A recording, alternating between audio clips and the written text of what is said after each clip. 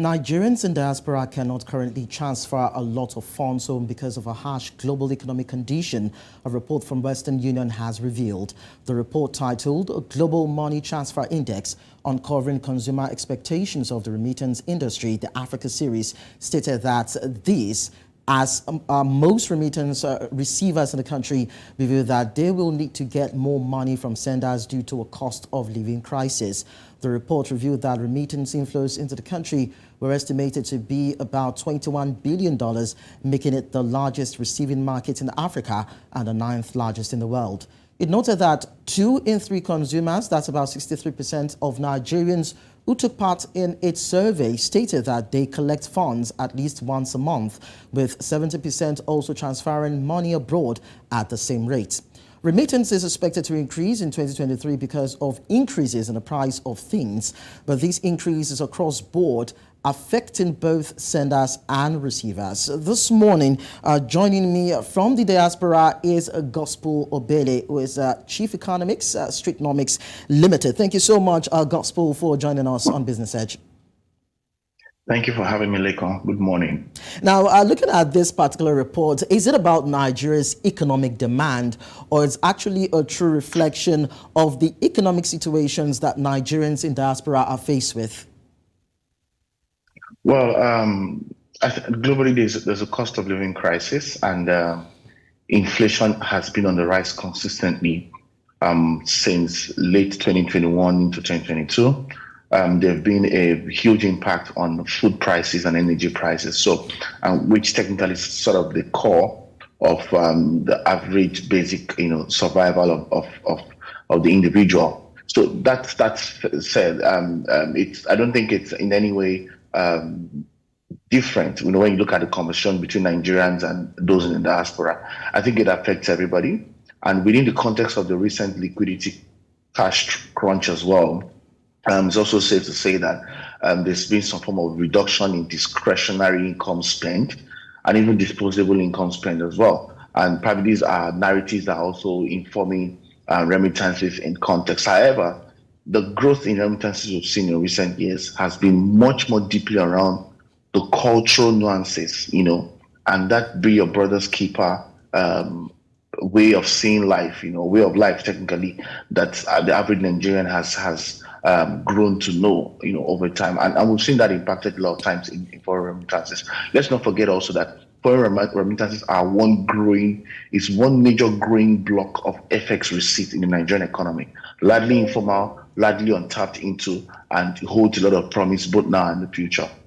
So do you agree with the fact that, of course, we know that Nigerians are industrious wherever it is they find themselves on different continents of the planet. But then do you agree that Nigerians, according to stats, are the largest group when it comes to remittance of funds back home? Or are you even surprised at all that Nigeria is having these particular stats? I'm not surprised that we have this particular stat, quite honestly. And that's because there is always deep down in the Nigerian culture. And that's one thing I think we've not been able to celebrate, both in the diaspora and back home in Nigeria.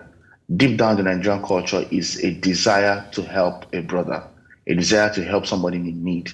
We are very heavy on community. We are very heavy on family. We're very heavy on the tradition part of things that are literally, to my own opinion, very healthy.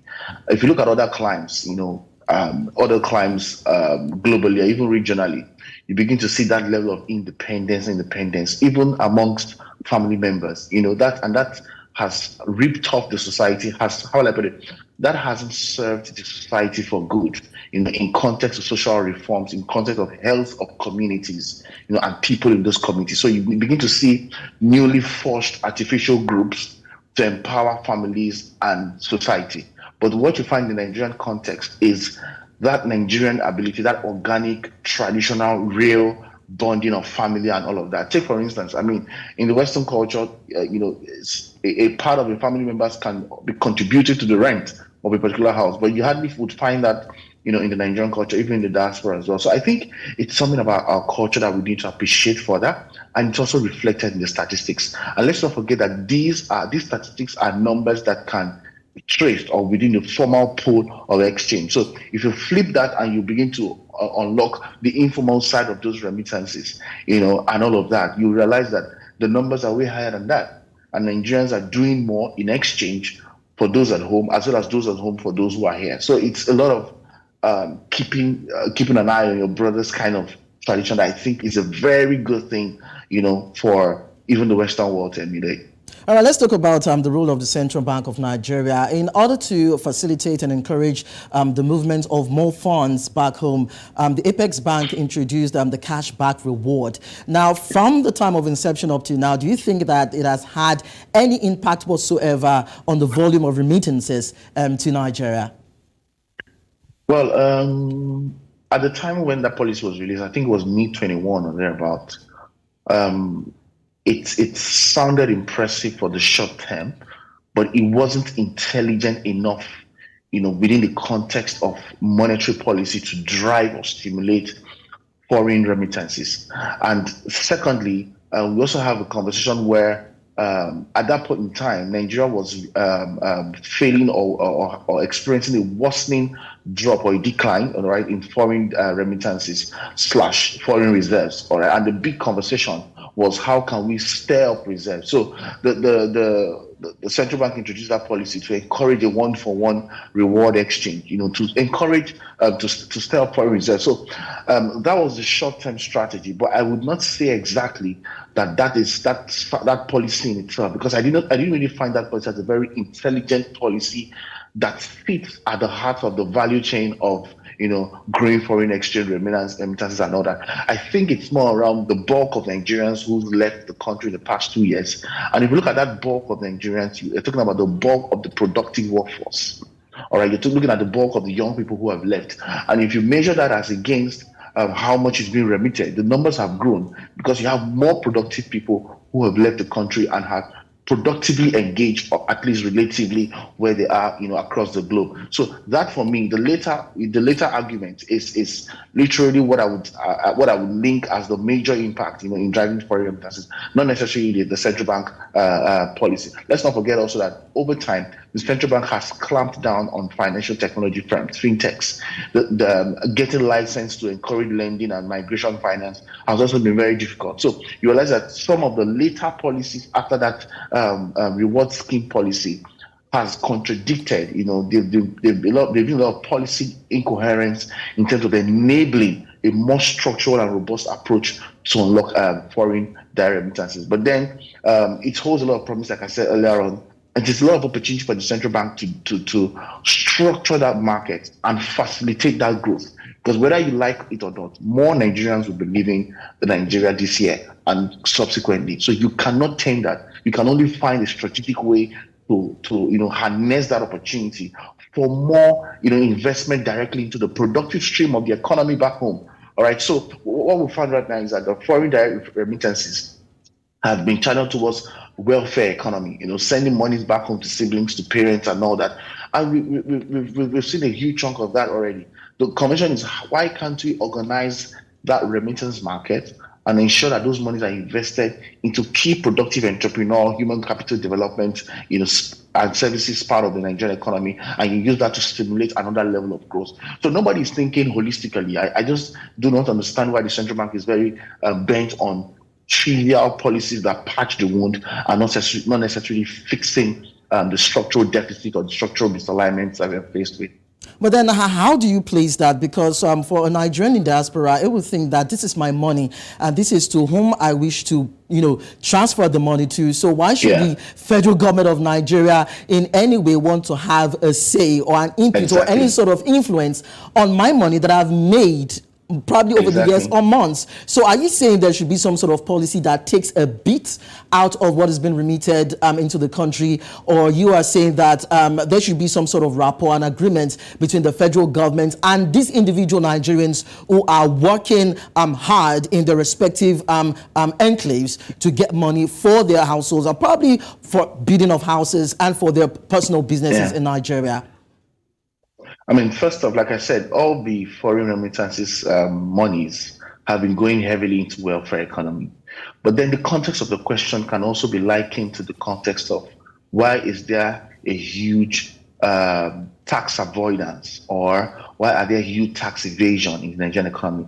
Why is it that people are finding it difficult to comply, to pay taxes? All right. Again, it still boils down to the fact that you do not have a government that is very accountable, that is very well, honesty is relative, but you do not have a government that is very responsible, that is very disciplined.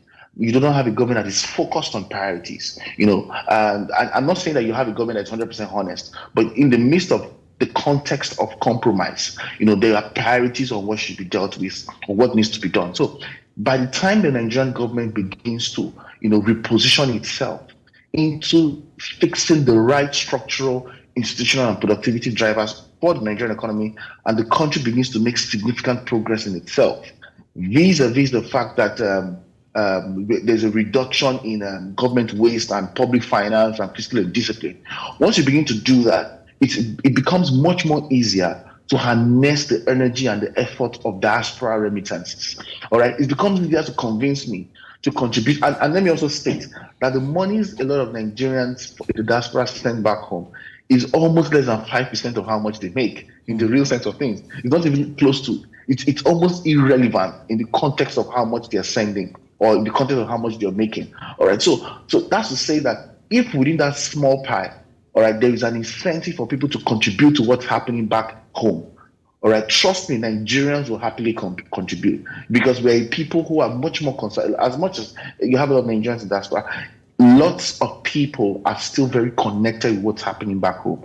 Lots of people still want to return home if the conditions were right, as the case may be. So if you decide to make an effort to make the conditions right, it's easier to take that up as an incentive, as an argument to formalize or organize the remittance block, and then take probably 1 or 2% of that block, back into key productive driver investments, for the Nigerian economy. One of the reasons why that's very difficult is because you have the complete opposite happening currently. And I've seen where analysts begin to argue for, we're not making so much in foreign direct investment, foreign portfolios investment is not going to help us. We need to begin to look at the opportunities around remittances. You cannot unlock those opportunities until you fix and you show that there are incentives for people to begin to organize themselves into that pool, for what's happening back home. So it has to be a give and take conversation, to a very large extent. I don't think that every Nigerian will be willing to give up so easily, but if there's an incentive to, they would happily, because actually they're willing to.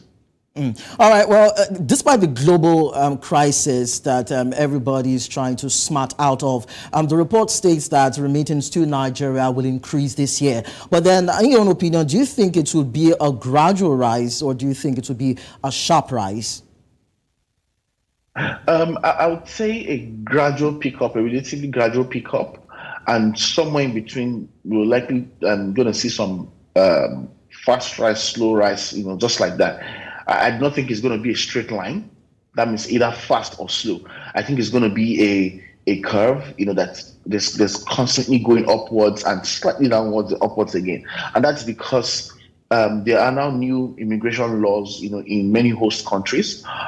Some are more enabling than the other, and the uncertainties in a context of the opportunities back home in Nigeria are also presenting huge questions in the heart of the productive workforce. People are now beginning to evaluate what their options are and what it could be, if they make a decision to stay or to leave in the couple of years to come. So all of these drivers are also influencing that exchange of movement. And like I mentioned earlier on, it's largely as a function of the movement of people outside the country and finding the means to settle down, more than that, than just monetary incentives like the reward dollar and naira scheme. Also to state also that there's also a time lag between when people leave the country and when they settle enough to begin to contribute back home. There's also a time lag. So if you consider that time lag as well, it's safe to say that that investment would not be a straight line investment or a sharp rise or a sharp decline. So I think it's going to moderate somewhere in the middle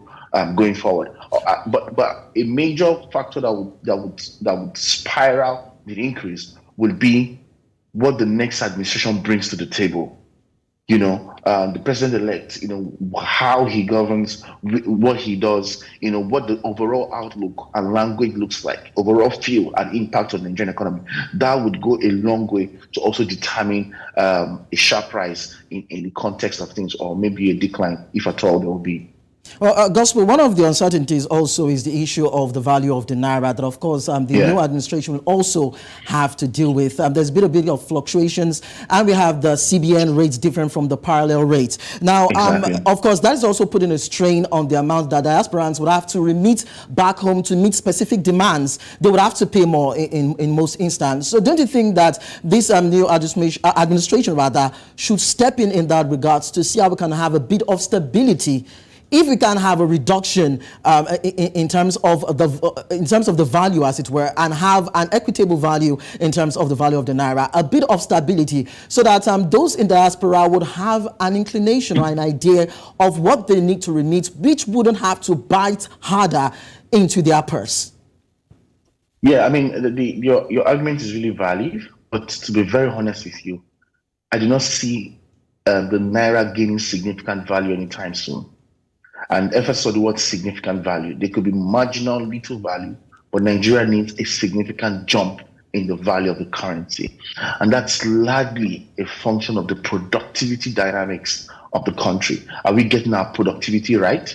And how much of that productivity are we plugging into the regional and global markets, not just consuming at home? All right. So the economics of that value chain, it's a big deal within the current fabric of the ideology and the political class that drive the Nigerian space. I don't even get what I'm trying to say. So if we begin to fix what is right, productivity-wise, the naira has a chance. Then if we begin to institutionally fix what is right within the institution, take for instance, the central bank understands what its role is, and they're working in complement with the fiscal authorities, and both parties are driving that cohesive effort towards a value of the currency and ensuring that the currency is competitive globally. That's another major dynamic around it. The politics of currency wars in that country. So until we achieve it on these legs, I do not think there will be a significant value in the jump on the naira. On the flip side of things, it makes it cheaper for those who are in the diaspora to send money back home, not necessarily make it difficult. So take for instance now, once the value of the naira fails, it means that with little amount of pounds, I can spend more money. With the same amount of pounds I send every home, I can send more naira value back home. I don't even get what I'm trying to say. Of course. Or with lesser pounds, I can send the same amount I send every month. That's because the value of the naira wasn't. So, and people are now getting to use a lot of fintech-driven applications to transfer monies beyond just Western Union, and it's really exciting because it technically means that within the context of worsening situation in Nigeria, those that have an access to gaining foreign remittance would actually get more naira bulk within their accounts, unfortunately, because of the Nigerian situation and the value of the naira. So we need to do more around improving the productivity and institutional dynamics, if at all the currency is going to gain value. And it's really going to be bad to say that if it doesn't gain value, I don't think it may be cheaper for those abroad, but I don't think it will be healthy for the country going forward. All right. Thank you so much. Gospel, really appreciate your presence on the show. Thank you. Thank you for having me as always. Bye.